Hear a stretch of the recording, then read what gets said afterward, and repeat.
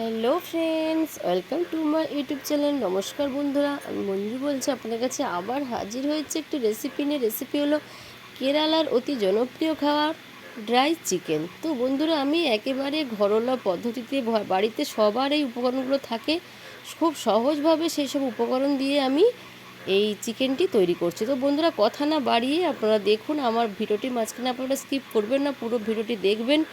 আমার চ্যানেলে নতুন শ্রোতা হলে চ্যানেলটি সাবস্ক্রাইব করার অনুরোধ রইল। লাইক, কমেন্ট, শেয়ার করতে ভুলবেন না। হাতের কাছে যে নোটিফিকেশান বেল আইকনটি প্রেস করে অল করে দেবেন, যে নতুন নতুন ভিডিও ছাড়বো সরাসরি আপনার কাছে পৌঁছতে পারে। তো বন্ধুরা, কথা না বাড়িয়ে দেখুন আমি কি উপকরণ দিয়ে চিকেনটি তৈরি করছি।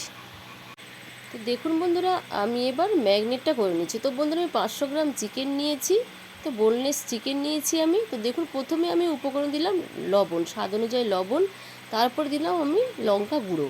তা এরপর আমি দিলাম ধনে গুঁড়ো হাফ চামচ। এরপর আমি দিলাম জিরের গুঁড়ো হাফ চামচ। এরপর আমি দিলাম হলুদের গুঁড়ো হাফ চামচ। এরপর আমি দেব 1.5 চামচ আমি লেবুর রস, পাতিলেবুর রস আমি দিয়ে এবার সব উপকরণগুলোকে ভালো করে আমি মাখিয়ে নেব। এরপর আমি এতে অ্যাড করব আমি সাদা তেল।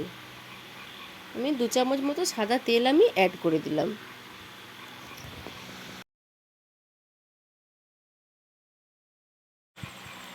এবার বন্ধুরা দেখুন, কাঁচা লঙ্কা আমি 2 ভাগ করে চিড়ে নিয়েছিলাম। আর আমি দেখুন, আমি গোটা শুকনো লঙ্কাকে আমি আদা থেতো করে নিয়েছিলাম, বা শিলনোড়াতেও আপনারা থেতো করতে পারেন, বা হামানদিস্তাতেও পারেন, বা মিক্সারে একটু আপনারা 1 পেঁচ ঘুরিয়ে নিতেও পারেন।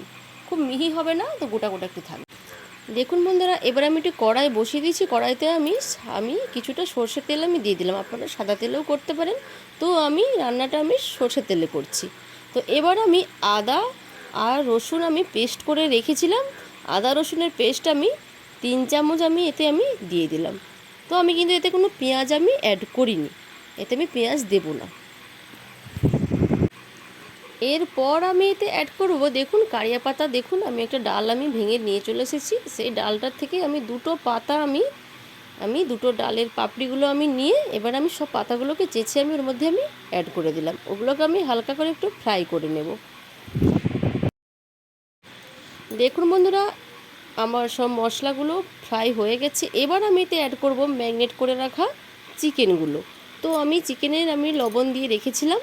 তো এখন আমি লবণের অ্যাড করলাম না, এবার স্বাদ বুঝে আমি লবণ অ্যাড করব। দেখুন বন্ধুরা, চিকেনটা কিন্তু সেদ্ধ হয়ে গেছে। আমি বাতিটা কিন্তু খুব ছোট করে রেখেছিলাম, সেদ্ধ হয়ে গেছে। এতে কিন্তু আমি কোনো জল অ্যাড করিনি। অলরেডি দেখুন, আস্তে আস্তে দেখুন, সেদ্ধ বাতি কমানো থাকলে অলরেডি সেদ্ধ হয়ে যাবে।